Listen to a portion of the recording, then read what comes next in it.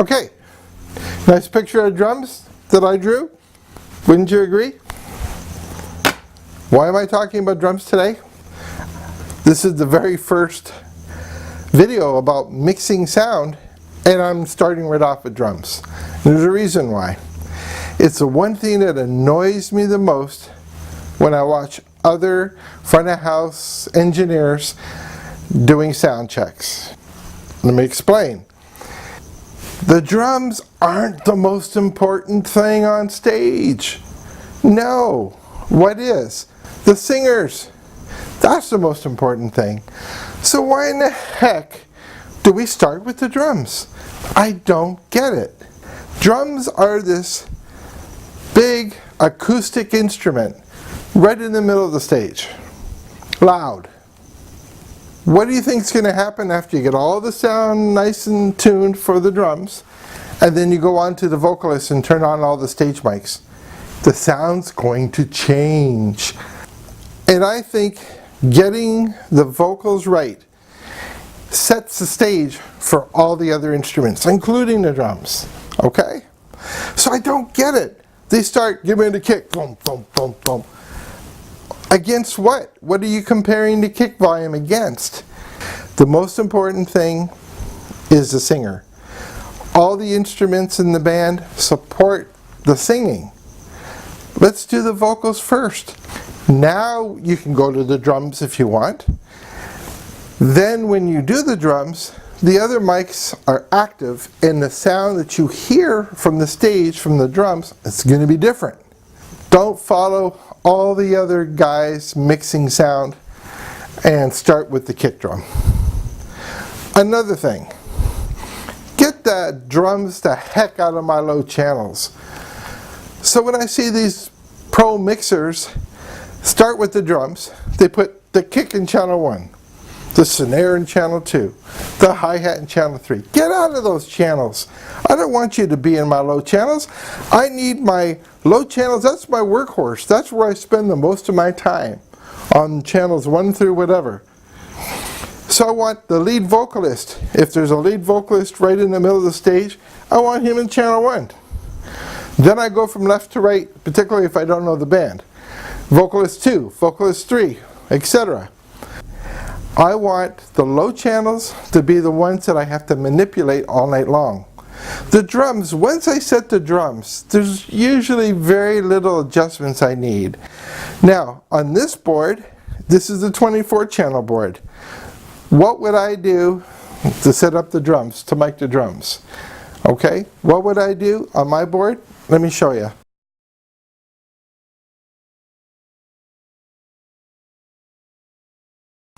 On this particular board, since I have a 24 channel and all 24 channels are laid out, all the faders are right in front of me, there's no multi-layers, here's what I like to do. I work the drums from right to left. Now whenever I talk in my videos about left and right, I'm always referring to the audience's perspective, which is also the sound guy's perspective. So what I do is I put the kick in 24. Okay? Then I work from right to left.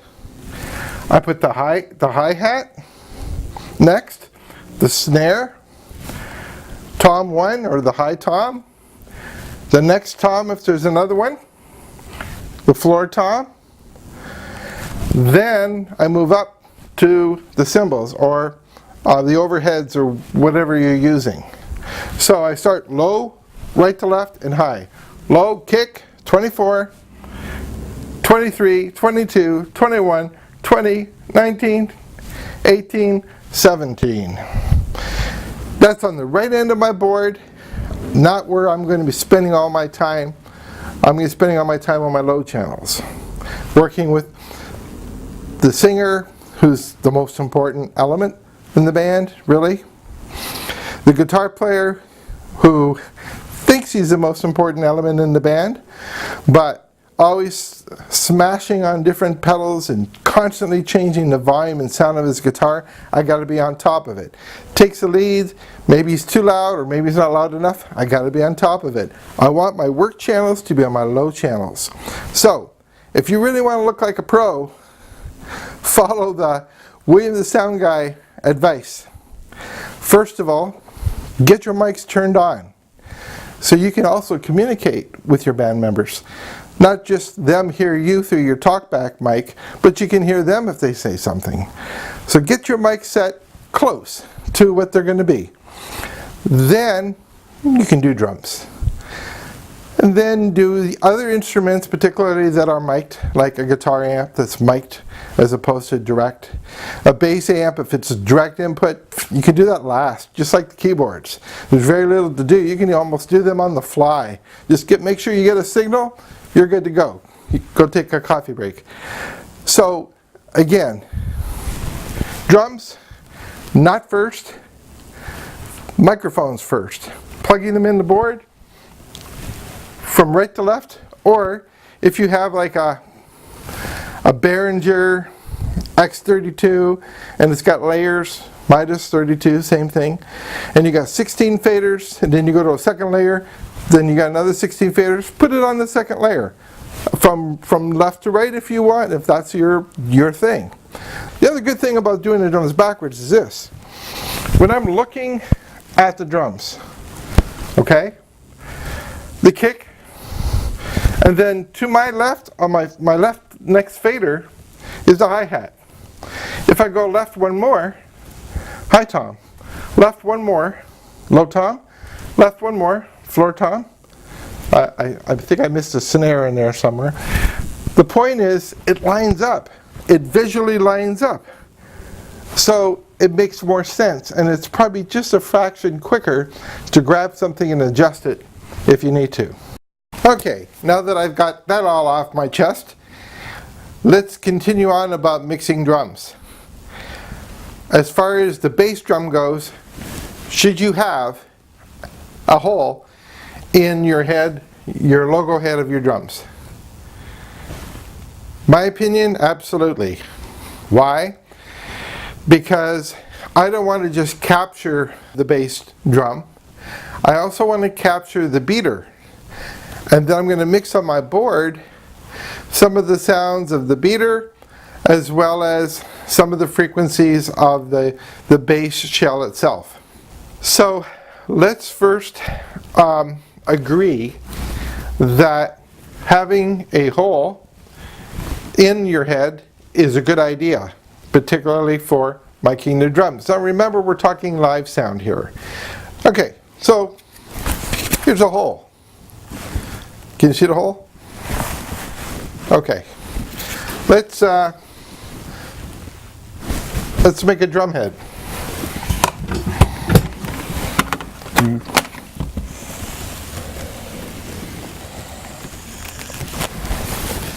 Can you see that?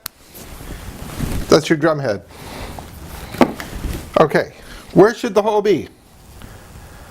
Well, let me tell you where the worst places are, and then by deduction, we'll find a better place for it. The hole, how about right in the center? Good idea? No. Why? The beater on the other skin is right behind the hole. And the sound energy is going to pass right through the bass drum and out the hole.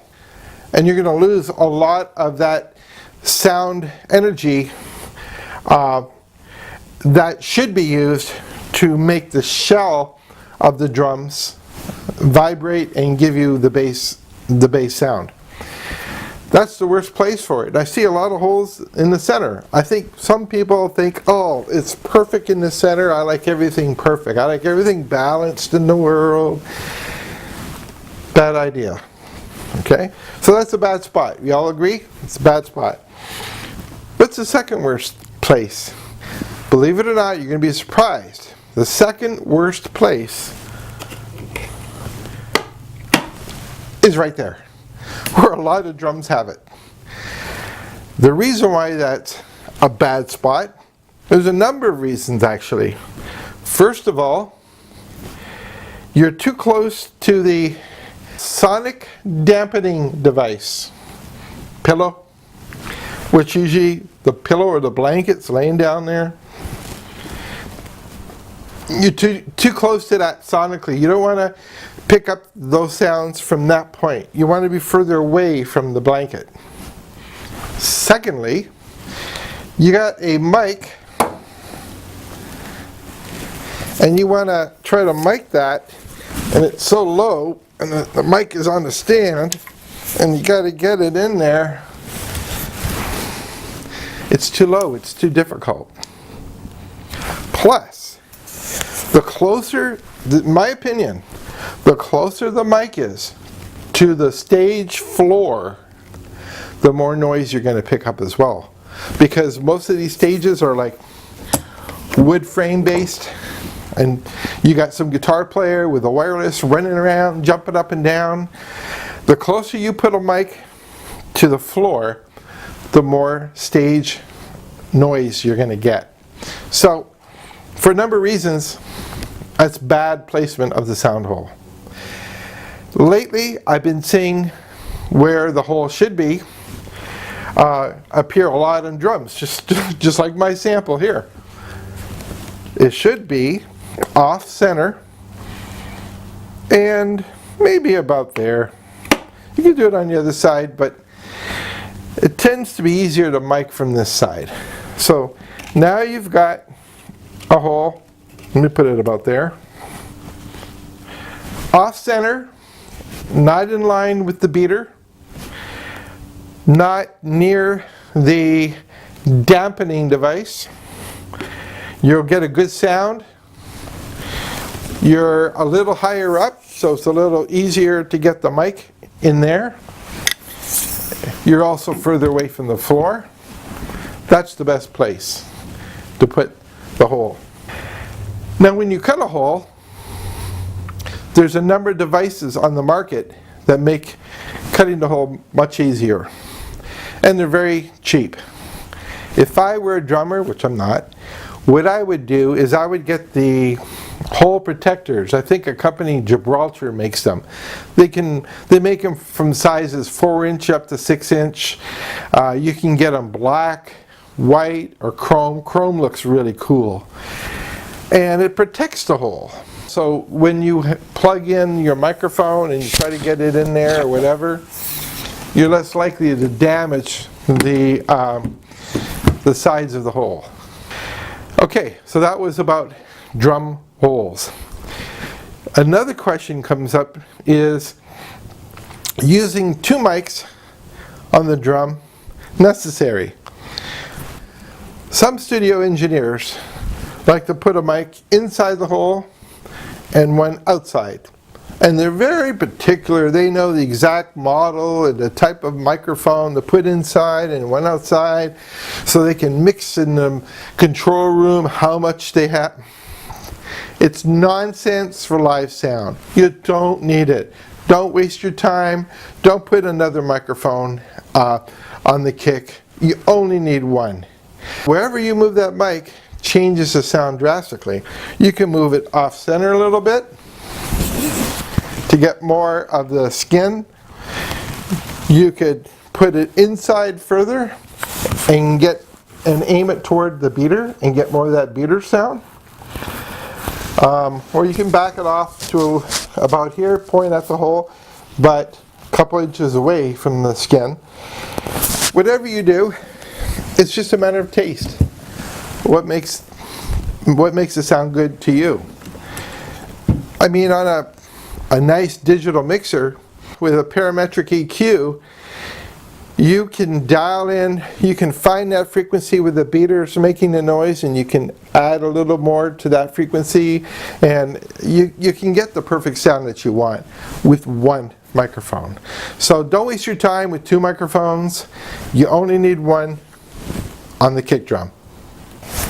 Okay, so for this video, that's enough about mixing drums. I got my few main points across. Maybe I'll do another video in the future about mixing and EQing. There's lots of videos on that anyway on YouTube. If you got any ideas, anything you want to see, any suggestions, complaints, or whatever, please leave me some comments. I'll get back to you. William the Sound Guy, we'll see you on the next video.